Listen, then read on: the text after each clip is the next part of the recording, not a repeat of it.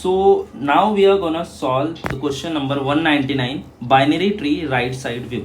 Okay, so question बोलते हैं कि given the root of binary tree, imagine yourself standing on the right side of it. Return the value of node you can see ordered from top to bottom.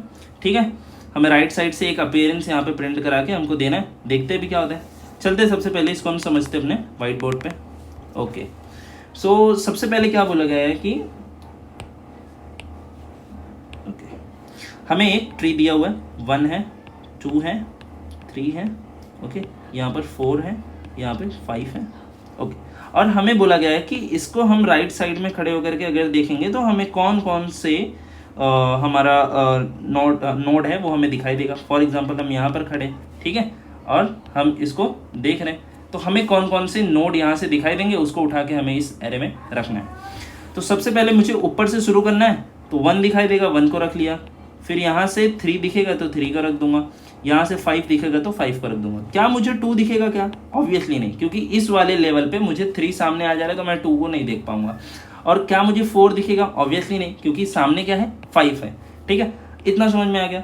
ठीक है, अब एक और इसके अंदर आ सकता है, एक चीज़ और है, ये भी जानना जरूरी है कि फॉर एग्जाम्पल 1 2 3 4 5 यहाँ पे 6 आ गया। अब क्या करेंगे?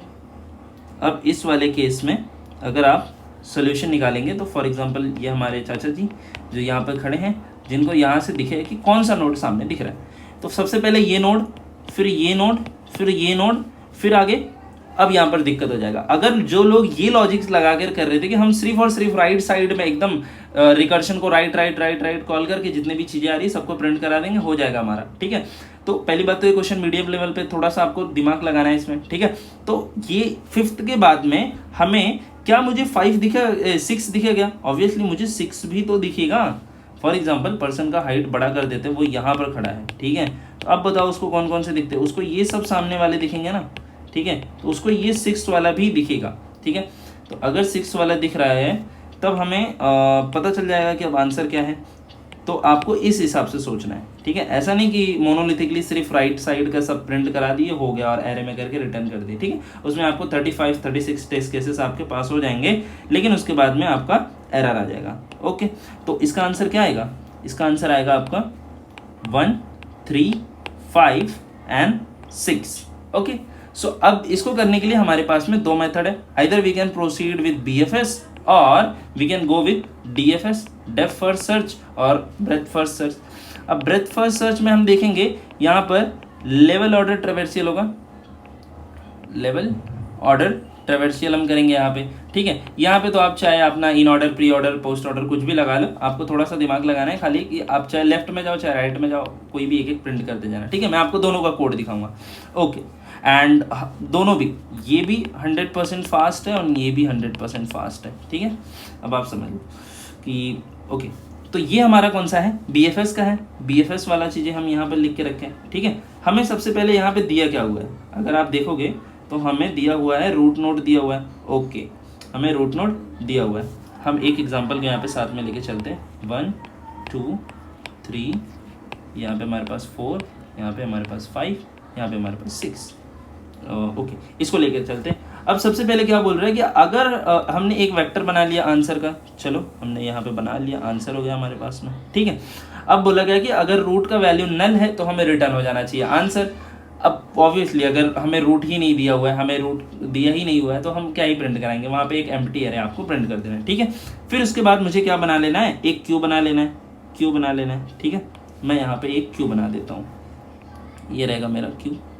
ठीक है, अब इस क्यू में मैं बोलता हूँ मैं अपने रूट को पुट कर रहा हूँ, और क्यू को देखो मैं किस टाइप का लिया हूँ, ट्री नोड टाइप का है। ठीक है, और मैं इसमें क्या पुट करना चाहता हूँ, अपने रूट को, तो मैंने रूट को यहाँ पे डाल दिया।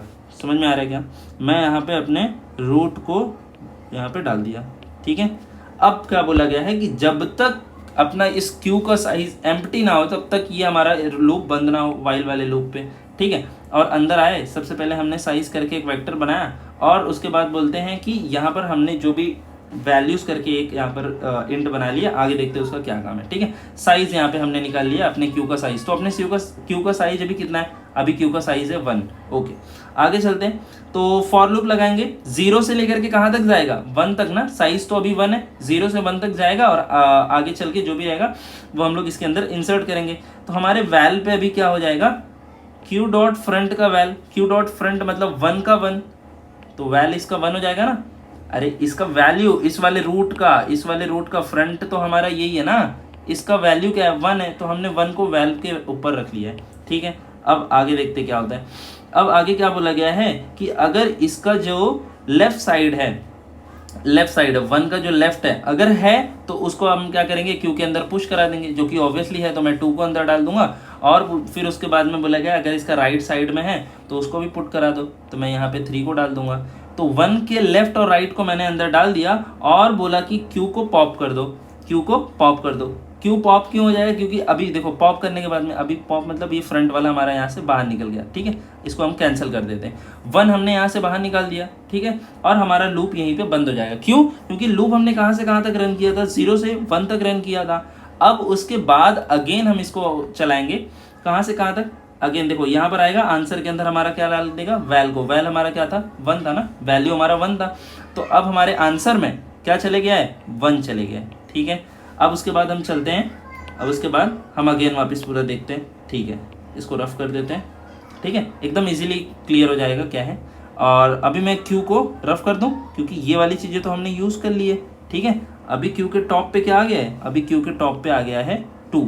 ओके, अब हम क्या बोलते हैं कि क्या हमारा क्यू एम्प्टी हो गया, क्या नहीं, ऑब्वियसली नहीं हुआ है। तो इस वाले कंडीशन को ट्रू हुआ, अंदर गया, क्यू डॉट साइज निकाला, इस बार साइज कितना आ जाएगा, 2 आ जाएगा। ओके, और वैल्यू को हमने डिफाइन कर दिया, i इज इक्वल टू 0। ये कहाँ से कहाँ तक जाएगा, 0 से लेकर के 2 तक जाएगा। और सबसे पहले हमने क्या किया, वैल्यू के अंदर फ्रंट का वैल्यू डाल दिया, तो हमारा जो वैल्यू है उसके अंदर क्या चले गया रहेगा, 2 चले गया रहेगा, क्योंकि फ्रंट पे हमारा 2 है ना। ओके, अब बोला गया कि 2 के लेफ्ट में अगर है तो उसको इंसर्ट कर दो। 2 का लेफ्ट वाला है क्या कोई, हाँ 4 है, तो हम क्या करेंगे, यहाँ पे 4 को इंसर्ट कर देंगे। ठीक है, तो हमने यहाँ पर 4 को इंसर्ट करा दिया। क्या अभी इसी के 2 के राइट साइड में कुछ है, नहीं, 2 के तो राइट में कुछ भी नहीं है, तो हम यहाँ से कुछ भी नहीं डालेंगे। ठीक है, और उसके बाद में क्या करेंगे, क्यू को पॉप करा देंगे। पॉप कराएंगे तो यहाँ से 2 बाहर निकल के चले जाएगा। तो लूप अभी तक 0 से लेकर के 1 तक ही रन हुआ है, अभी 0 से 1 हुआ है, और अब इसके आगे भी तो रन हो सकता है ना, हमें 2 तक रन करना था। तो अभी इसके बाद लूप कंटिन्यू होगा और वापस से जाएगा, वैल के ऊपर किसको रखेगा, फ्रंट के वैल्यू को। फ्रंट का वैल्यू मेरा क्या है, 3, इसको हम ओवरराइट करके 3 बना देंगे। ठीक है, 3 बनाने के बाद में बोल रहे हैं कि देखो क्या 3 के लेफ्ट में कुछ है, नहीं, 3 के लेफ्ट में तो कुछ भी नहीं है, राइट में कुछ है, हाँ, तो उसको डाल दो। ठीक है, हमने ये डाल दिया और हमारा क्यू को पॉप कर दो। चलो, हमने 3 को यहाँ से पॉप कर दिया। और अभी जो भी वैल में बचा है, क्योंकि अब तो ये फॉर लूप ब्रेक हो जाएगा ना, क्योंकि इसने अपने जितने बार हमको इटरेट करना था वहाँ तक इटरेट हो गया। अब जो वैल्यू था उसको उठा के हमको यहाँ पे डाल देना है। ठीक है, तो हम क्या करेंगे, इसके अंदर वैल्यू की जगह पे हमारा क्या था, 3 था, तो हमने 3 को डाल दिया। आप देख लो, 1 भी आ गया, 3 भी आ गया। सिमिलरली इस वाले लेवल पे 5 मिल जाएगा और लास्ट वाले लेवल पे मुझे 6 मिल जाएगा, 1, 3, 5 एंड 6। तो इस तरीके से हमारा आंसर हो जाएगा। तो ये रहा आपका BFS सॉल्यूशन, BFS सॉल्यूशन है ये। ठीक है, और अगर आप इसको रन करोगे, मैं आपको रन करके दिखा देता हूँ। ओके, सो यहाँ पे था। ओके, मैं इसको रन करता हूँ। ठीक है, सेम वही मैंने कोड लिखा है यहाँ पे, C++ में है। अब आप देख सकते हो यहाँ पर कोड है। मैं अगर इसको सबमिट करता हूँ, सो ओके, यहाँ पर मैंने 2 बार इसको सबमिट किया था। अब आप देख लो, यहाँ पे 0 मिनट पर सेकेंड था, अभी 7 minute. It depend upon something parameter which is hardware problem. Okay, so that's it. अगर इसका जो DFS सॉल्यूशन है वो भी मैंने लिखा था, आपको मैं वो भी दिखा देता हूँ। ठीक है, सो ये उसका DFS सॉल्यूशन है। DFS सॉल्यूशन भी सिंपल है, बस हमें क्या करना है कि इस पर्टिकुलर फंक्शन को मैंने कॉल किया और इस फंक्शन में मैं बोलता हूँ रूट नल है तो रिटर्न कर देना, क्योंकि रिकर्शन चलेगा। ठीक है, और मैं लेवल के ऑर्डर को देखते जा रहा हूँ। अगर जहाँ पे लेवल का ऑर्डर कंप्लीट हो जाएगा वहीं पर सिर्फ मैं आंसर के अंदर पुश बैक कराऊंगा, मतलब आंसर मेरा एक्चुअल फाइनल वाला है। ठीक है, जो मुझे रिटर्न करना है, सबसे पहले मैं उसमें क्या करूँगा, रूट को डालूंगा। ठीक है, तो रूट को डालने के बाद हर एक लेवल का, जैसे 1, 2, 3, 4 एंड 5, इन सब के ना लास्ट वैल्यू को वो डालेगा, फाइनल वैल्यू को। ठीक है, जैसे यहाँ पे 1 को, यहाँ पे 3 को, यहाँ पे 5 को, इसको यहाँ पे ये डालेगा 3 and 5, ये रिटर्न कर देगा। तो ये DFS सोल्यूशन है, ठीक है। सो इसको भी आप ट्राई कर लेना। आई होप आपको क्वेश्चन समझ में आ रहेगा।